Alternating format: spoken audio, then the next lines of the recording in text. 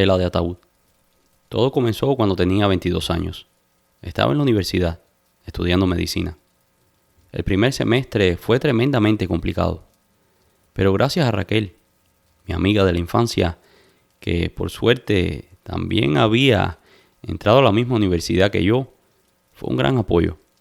Raquel es de estas personas que aprende solo de escuchar. No necesita tomar notas ni pasar horas estudiando. En cambio, yo siempre he tenido que esforzarme. Tengo que prestar atención al máximo. Tengo que estudiar. Tengo que esforzarme para conseguir que mi mente asimile las cosas que imparten en la escuela. Raquel y yo vivíamos en el mismo apartamento. Era espacioso y muy cerca de la universidad. Mis padres, al tener mucho más recursos financieros que los padres de Raquel, se encargaron de pagar el apartamento. Mis padres la invitaron a vivir conmigo. Así no estaríamos solas y podíamos ayudarnos mutuamente. Creo que como Raquel vio que las cosas estaban siendo fáciles para ella en el campo académico, un poco que comenzó a descarriarse y empezó a salir todos los fines de semana. Salía con otras personas que había conocido en la Facultad de Medicina. Yo, como les expliqué, soy un poco lento en el aprendizaje, así que no podía darme el lujo de estar saliendo todos los fines de semana. Y me pasaba todos los días encerrada en mi habitación, trabajando duro para conseguir buenas notas. Una de esas noches, cuando Raquel regresó del club, llegó muy animada. Parecía que caminaba en las nubes. No solo por el alto contenido de alcohol que traía en la sangre, pero también porque, según ella, había conocido al hombre de sus sueños. Ahí comenzó a describirlo físicamente y a hablar de cómo los dos habían quedado perdidamente enamorados el uno del otro. Desafortunadamente, Raquel tenía ese problema. Cualquier persona que se le acercaba con un poco de interés, ya ella creía que estaba perdidamente enamorado de ella y que iban a formar una vida y una familia juntos. Otras veces, cuando me hablaba de esta manera y yo trataba de ponerle los pies en la tierra, se ponía molesta conmigo. Decía que yo no la apoyaba, que era yo quien estaba saboteando sus relaciones, que no quería que ella fuera feliz. Así que esta vez decidí quedarme en silencio y no decir nada, y le seguí la corriente. Y le dije que tal vez finalmente le había llegado la persona correcta.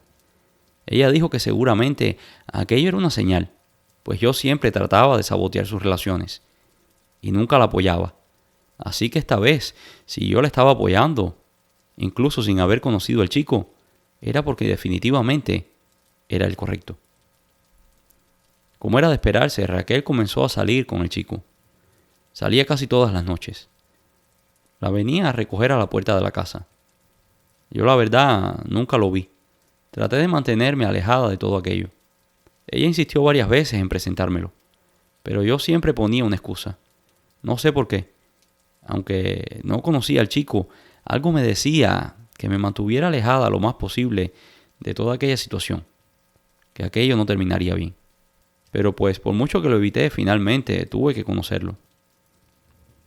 Raquel me pidió de favor que le permitiera hacer una comida para el chico en la casa, y que así yo lo conocería también, que los dos éramos personas muy importantes en su vida, y que ella quería que tuviéramos una buena relación. Yo creo que ella pensaba que yo no quería conocerlo por celos tal vez, pero no era por eso. Como dije antes, algo no se sentía bien. Recuerdo que era domingo. Raquel se levantó muy animada para preparar la cena. Yo la ayudé como pude, pues no soy muy prendada en el área culinaria. Finalmente llegó el chico. Para comenzar, llegó tarde. El aspecto no me gustó para nada. Era uno de estos tipos que miran a las mujeres de una forma que parece que las desvisten con los ojos. El tipo me dio un beso en la mejilla para saludarme. Sentí el morbo, la forma en que me tocaba la cintura. Aquello me hizo sentir verdaderamente incómoda. Pero no quise decirle nada para no echarle a perder la noche a Raquel. Yo me mantuve lo más callada posible en la cena, pero podía darme cuenta que el tipo no me quitaba los ojos de arriba. Raquel se veía obsesionada con aquel hombre. Pero el chico apenas le hacía caso. Al darme cuenta de esta situación, una vez que terminamos de comer, me excusé y dije que iría a la cocina a lavar los trastes, que así les daría un tiempo para que ellos estuvieran solos. El tipo hizo un comentario un poco fuera de lugar y yo pretendí que no escuché lo que dijo. A Raquel aquello incluso le pareció gracioso, pero a mí definitivamente no me gustó para nada. Así que elegí irme. Después de aquel día el tipo insistía en entrar a la casa cada vez que venía a recoger a Raquel y me llamaba para saludarme. Yo a veces trataba de hacerme la sorda y que no lo escuchaba, y a veces por fuerza tenía que salir y bajar a saludarlo. Después comenzó a venir más seguido a la casa. Le decía a Raquel que tenía deseos de quedarse allí y ver una película con ella. Aunque Raquel lo negó, yo sé perfectamente que él se quedó varias noches allí. Le dije a Raquel que eso no podía ser, que mi padre no permitía que se quedaran hombres en la casa. Raquel se sintió un poco incómoda, pero no tenía muchas otras opciones, pues parece que el chico no tenía muy buenas condiciones financieras como para tener un lugar para ellos dos. Raquel comenzó a bajar las notas. Su rendimiento académico era pésimo. Incluso la pusieron en probatoria académica. El día que me dio la noticia, me senté con ella y tuve una conversación seria. Le dije que recordara a lo que habíamos venido, que habíamos venido a estudiar, a formarnos, a convertirnos en médicos. Que estaba bien que tuviera su novio y que saliera con él, pero que priorizara su educación. Y después ya vería si era el hombre correcto o no, que habría tiempo para hacer una vida, que no tirara por la borda todos aquellos años de sacrificio estudiando para llegar aquí. El comentario no le cayó muy bien a Raquel. Me dijo en otras palabras que no me tenía que meter en lo que no me importaba. Raquel había cambiado muchísimo. Ya no era aquella chica dócil en la que yo podía confiar y con la que compartía todos mis secretos. Había incluso comenzado a cambiar su forma de vestir, su forma de actuar, incluso la forma en que hablaba. El chico con el que salía era de esta gente medio delincuente. Y ella un poco también que se estaba metiendo en su personaje. A todas estas mis padres no sabían lo que estaba pasando. Yo no les dije nada del novio de Raquel, pues mi padre había sido muy claro, que no quería hombres ahí. Mi padre siempre fue un hombre muy estricto, y resulta que una de esas noches mi padre llegó por sorpresa. Había venido a la ciudad por negocios y había decidido pasar a vernos. Para mala suerte de Raquel, aquella noche el chico estaba allí. El chico había venido a ver una película con ella. Yo venía bajando las escaleras de mi dormitorio cuando Raquel abrió la puerta. Era mi padre. Mi padre no fue grosero con el chico ni nada. Lo saludó, pero sí vi en su rostro que aquello lo incomodó. El chico yo creo que también se dio cuenta, así que poco tiempo después se excusó. Dijo que tenía que irse, que tenía que trabajar a la mañana siguiente. Una vez el chico se había ido, mi padre nos sentó a las dos y nos dijo que no permitiría hombres en la casa. Raquel dijo que era su novio, que llevaba tiempo saliendo. Mi padre, con voz firme, le dijo que si ya tenía una relación con el chico, pues entonces el chico tenía que encargarse de proveerle casa. Que la renta que estaba pagando para nosotras era para que estudiáramos, para que nos hiciéramos compañía la una a la otra y para que nos ayudáramos. Raquel dijo que estaba bien, que no se preocupara, que al día siguiente a primera hora se iría del apartamento. Yo decidí no decir nada. De cierta manera, algo en mí decía que era mejor que ella tomara su camino. Ya ella no era la Raquel que había conocido antes. Y tal y como prometió, a la mañana siguiente, Raquel empacó todas sus cosas y se fue de la casa. La vi varias veces en la universidad. Primero me saludaba, después saludaba un poco seca y después me evitaba a toda costa. Aunque yo la saludaba, no me respondía el saludo. Por aquellos días recuerdo que estaba estudiando en el apartamento. Serían como las 9:30 de la noche. Sentí que tocaron el timbre. Aquello me extrañó, pues nunca recibía visitas en la casa. Inmediatamente pensé que era Raquel. Tal vez había tenido algún problema con el novio. Así que fui a la puerta. Y cuando la abrí me encontré parada frente al novio de Raquel. El tipo traía unas flores en la mano. Inmediatamente le dije que Raquel no estaba allí. Pensé que tal vez habían peleado y que él estaba tratando de reconciliarse con ella. Él me dijo que lo sabía y que las flores no eran para Raquel, eran para mí. Yo le dije que no entendía, no tenía por qué traerme flores. Él me dijo que se había dado cuenta de la forma en que yo lo miraba, que sabía que yo estaba interesada en él. Aquellas palabras me cayeron como una bofetada. Jamás en la vida había tenido ningún tipo de interés en aquel tipo. De hecho, él me parecía bastante desagradable y nada atractivo. Y aunque lo fuera, mi amistad con Raquel estaba por encima de cualquier hombre. Inmediatamente le dije un par de cosas. Le dije que era un atrevido y un falta de respeto, y que se largara inmediatamente de mi casa con sus flores. El tipo esbozó una sonrisa, media zorrocona, y movió la cabeza en lo que yo consideré un tono de amenaza. Yo retrocedí y le tiré la puerta en la cara. Aquello me causó tanta rabia e impotencia que no pude dormir casi en toda la noche. Estaba debatiendo en mi cabeza si debía decirle a Raquel o no lo que había pasado.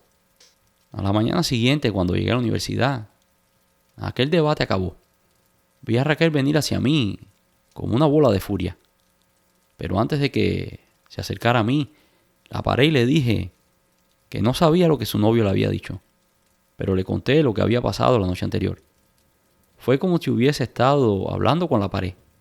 No escuchó. No escuchó ni una de mis palabras. Allí me acusó de ser lo peor, que era una basura, que había tratado de seducir a su novio, que ni era mujer ni era nada, que yo había usado a mi padre para sacarla de la casa y tener el camino libre con su novio. Yo le dije que por nada del mundo me enredaría con aquel tipo. Primero porque ella era mi amiga y segunda porque no me gusta ese tipo de hombres.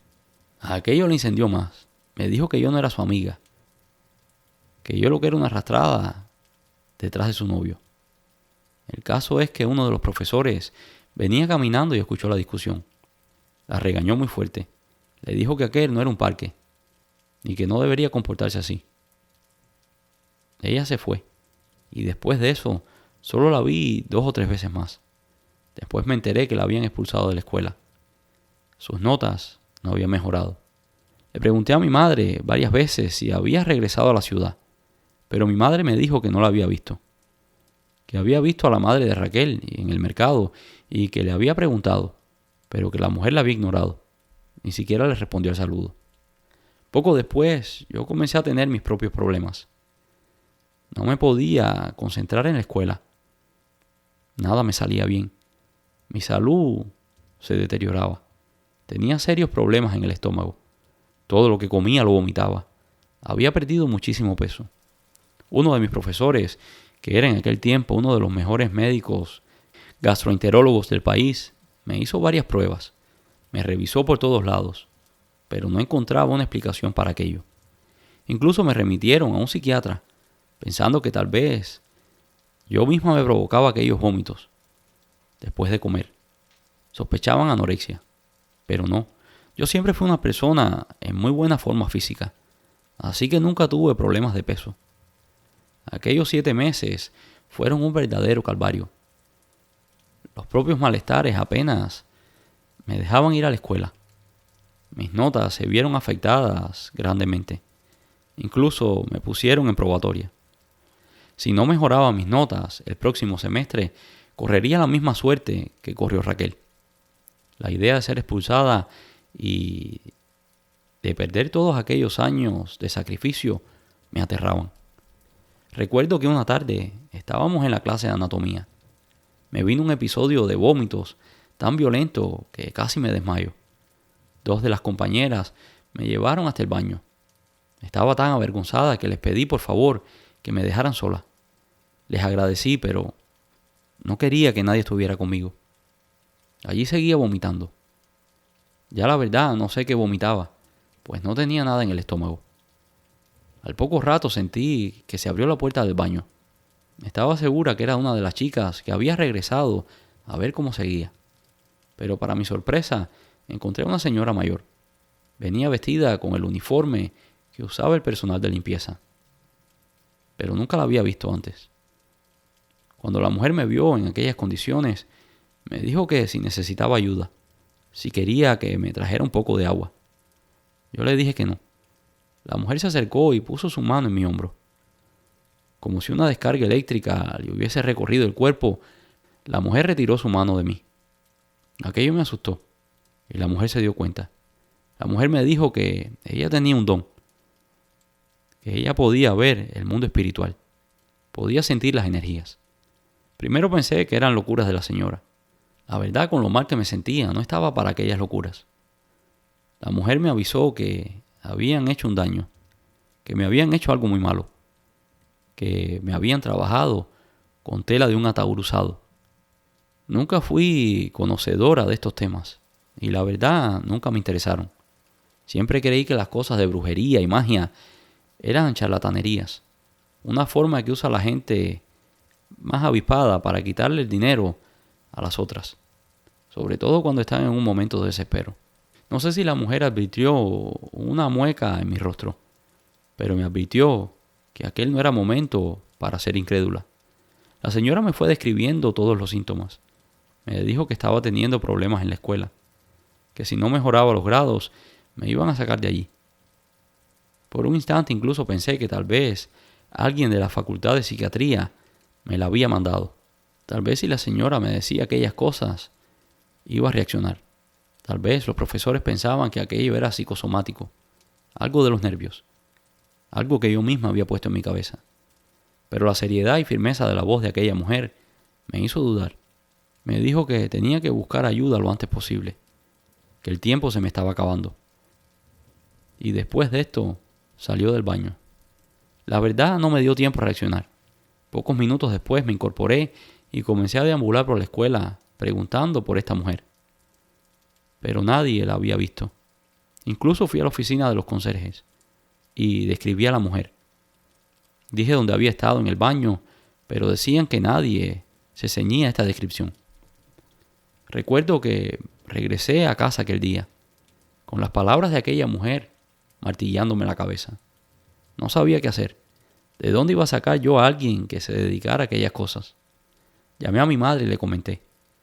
Mi madre me dijo que no estaba de más preguntar a alguien versado en aquellos temas. Y si bien no me hacía mal tampoco. A la mañana siguiente, antes de salir para la universidad, le pregunté al portero del edificio. El señor Andrés había sido muy bueno con nosotras.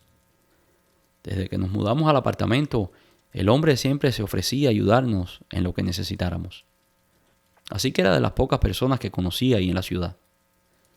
No quería preguntarle a mis colegas de la universidad para que no pensaran que yo estaba loca. Así que con toda la pena del mundo, me acerqué al señor Andrés y le dije que tenía una pregunta que hacerle y que no me tomara por loca. Andrés, con una sonrisa en los labios, se acercó a mí y me dijo: dígame, señorita, ¿cómo le puedo ayudar? Le pregunté si conocía a alguien que supiera cosas de brujería. Para mi sorpresa, aquella pregunta no lo sorprendió ni le causó risa. Solo me dijo que esperara un momento. No sabía qué pensar en aquellos instantes. Vi que caminó hacia el counter donde estaba el recibidor. Vi que tomó su celular e hizo una llamada. Al momento regresó con un pequeño pedazo de papel, con un nombre y una dirección escrita. Andrés me lo dio y me dijo: si puedes ir ahora mismo, por favor ve. Aquello un poco que me sorprendió. Nunca esperé que el señor Andrés tuviera conocimientos ni estuviese involucrado en aquellas cosas. Él no me preguntó nada más, ni yo tampoco a él. Solamente le agradecí y tomé el papel y tomé el primer taxi que estaba disponible a la dirección que me había dado. Recuerdo que bajé del taxi y toqué en la puerta. Era una casa en el centro de la ciudad. Fui recibida por una señora, vestida con un traje típico. La señora me invitó a entrar. No tuve ni que presentarme. Me pidió que tomara asiento. Me dijo que no me preocupara, que todo iba a estar bien, que le diera unos momentos para preparar unas cosas. 5 minutos después, la señora regresó y me pidió que la acompañara a una pequeña habitación en el fondo de la casa. Allí me sentó en una silla de madera. Había una especie de círculo en el suelo. No sé si era hecho de sal o con otro polvo. Allí tomó unas hierbas y sopló lo que parecía alcohol o aguardiente, y comenzó a pasarme las hierbas por el cuerpo. El olor a incienso y a tabaco se mezclaban. Comencé a sentir un poco de náuseas, pero la señora me dijo que aguantara, y vi algo que en verdad me impresionó. Las hierbas que momentos antes estaban verdes y vivas, cuando terminó de pasármelas por el cuerpo, estaban oscuras y marchitas. La mujer me pidió que me levantara, e hizo un círculo de alcohol en el suelo, y lo prendió en fuego, mientras rezaba. El fuego comenzó a comportarse de una forma extraña. Hacía como una especie de remolino a mi alrededor. Cuando comencé a asustarme, la señora me tranquilizó. Me dijo que era parte del proceso, que primero me estaba limpiando un poco para que pudiera sostenerme. La mujer tomó un recipiente con agua y mezcló unas hierbas. También puso otros elementos que no sé qué son, y encendió una vela, y la puso en una esquina frente a la imagen de un santo que no reconocí. La señora me dijo que lo que yo tenía era un trabajo que habían hecho con la tela de un ataúd usado, que habían hecho una especie de muñeco, usando esta tela, y que dentro habían puesto cabellos míos. Habían puesto también prendas de vestir, y que todo esto me estaba enfermando. Que ese tipo de trabajo generalmente se entierra en un cementerio, para que según se pudre el muñeco, así mismo vaya perdiendo yo la vida. La mujer me dijo que con este tipo de limpiezas podía mejorar y aguantar un poco, pero que la realidad era que hasta que no encontrara el muñeco, nunca iba a estar bien del todo. Le pregunté a la señora cómo iba a encontrar eso, que en aquella ciudad al menos habían 3 cementerios, que era muy grande. ¿Cómo iba a saber dónde estaba el muñeco enterrado exactamente? La señora me dijo que no me preocupara, que la respuesta la encontraría, que tuviera paciencia y que confiara.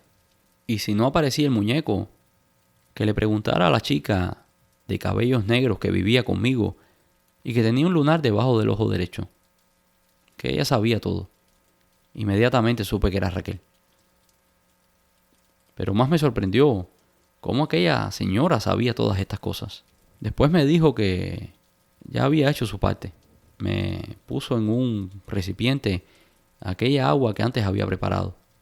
Me dijo que me bañara por 3 días seguidos, que si sentía algún malestar o recaída, que regresara inmediatamente.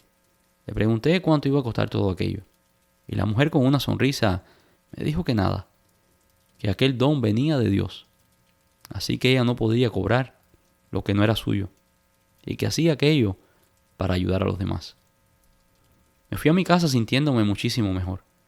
Recuerdo que cuando iba camino a casa, entré en un restaurante. Sentía un hambre bestial. Comí como hacía meses no lo hacía. Lo más sorprendente fue que no vomité ni una vez.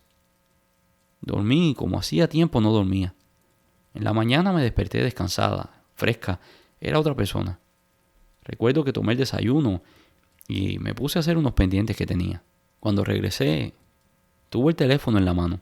Tenía unas ganas tremendas de llamar a Raquel y preguntarle por qué había hecho aquello. Pero algo me detuvo. Decidí confiar en el proceso y en la demostrada sabiduría de aquella mujer. Recuerdo que me quedé tumbada en el sofá por un rato. Estaba un poco cansada, y en ese duermevela vinieron unas imágenes a mí. Pude ver un señor muy mayor, el cual después reconocí como mi abuelo. El señor me tomó de la mano. Íbamos caminando por un cementerio. Reconocí aquel lugar al instante. Era el cementerio de mi ciudad natal. Mi abuelo me llevó hasta el centro. Ahí había una especie de cruceiro o monumento. Ese monumento estaba en aquel cementerio desde su fundación. Mi abuelo me señaló a un costado y me señalaba unas flores amarillas. De momento pude ver a Raquel. Estaba escarbando en la tierra. Depositó algo debajo de aquellas flores. Sé que era Raquel por su forma de andar y por sus manos, pero no porque le pude ver el rostro, pues lo tenía cubierto con un paño negro. Pero ¿cómo no la iba a conocer? Yo conocía todo de ella. Poco después desperté. Ya tenía la respuesta, tal y como la señora me había dicho. El propio trabajo me diría dónde estaba. Eran como las 3 de la tarde cuando me incorporé y tomé un taxi. Fui directo a casa de la señora. Toqué a la puerta y le conté lo que había sucedido. La señora me dijo que ya sabía dónde estaba, que fuera y sacara aquel trabajo. Le dije que inmediatamente llamaría a mi madre para que fuera al cementerio, pero la señora me advirtió que no podía ser otra persona. Tenía que ser yo misma. Así que a la mañana siguiente seguí las indicaciones de la señora. Fui a mi ciudad natal y fui directo al crucero que está en medio del cementerio. Efectivamente. Y allí se despejó cualquier duda que tenía. Comencé a escarbar la tierra y saqué el mismo paquete que había visto en mi sueño. No le dije nada a mi familia. Ni siquiera supieron que estuve allí. Regresé a la casa de la señora y le entregué el paquete. Lo abrió frente a mí y efectivamente había un muñeco como ella me había descrito. Tenía una foto mía en la cara y el estómago lleno de alfileres. El muñeco estaba hecho con una tela de satín blanco, ya manchado. La señora me aseguró que aquellas manchas eran los propios fluidos corporales de un difunto. La señora comenzó a hacer un ritual con aquel muñeco.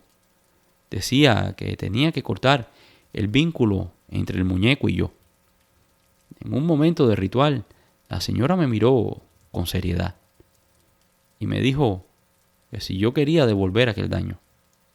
Yo le dije que no. Le dije que lo dejaba todo en manos de Dios y de la vida. La señora me miró y se sonrió. Esa fue la mejor decisión que has tomado en tu vida. Si devuelves el daño, tú también estarías cargando karma. Pero si lo dejas, ella sola lo pagará. Pero igual, tenía que hacerte la pregunta, pues después de todo el Señor nos da libre albedrío. No puedo explicarles el cambio que dio mi vida después de aquel momento. Fue como si todas las cosas que Dios tenía reservadas para mí hubiesen estado atrapadas en un lugar. Una vez que se terminaron aquellos rituales, todo comenzó a fluir. Todo comenzó a irme muchísimo mejor que como me había ido antes. Mis notas eran excelentes. Me recibí de médico con una de las mejores calificaciones de la clase. Pasé los exámenes estatales. Mi salud nunca estuvo mejor. Ya llevo unos cuantos años practicando medicina. Y aunque soy una mujer de ciencias, sé que también existe lo sobrenatural. Algo que no podemos explicar. Esta experiencia generalmente no la comparto con mis colegas, pues los médicos tenemos esta tendencia a ser demasiado materialistas. Es solo lo que la ciencia puede explicar. Lo que no es verdad. Nunca he vuelto a saber de Raquel, ni me interesa. Espero que tenga una buena vida y que le vaya bien. No tengo nada en su contra. De cierta manera, incluso le agradezco que me haya hecho aquello, pues esto me abrió los ojos a otro mundo, a un mundo que tal vez nunca hubiese conocido. Y esto es todo por hoy. Espero que hayan disfrutado de esta historia. Si lo hicieron, déjanos un like, y si no lo has hecho todavía, por favor suscríbete. Muchas gracias y nos vemos en el próximo video.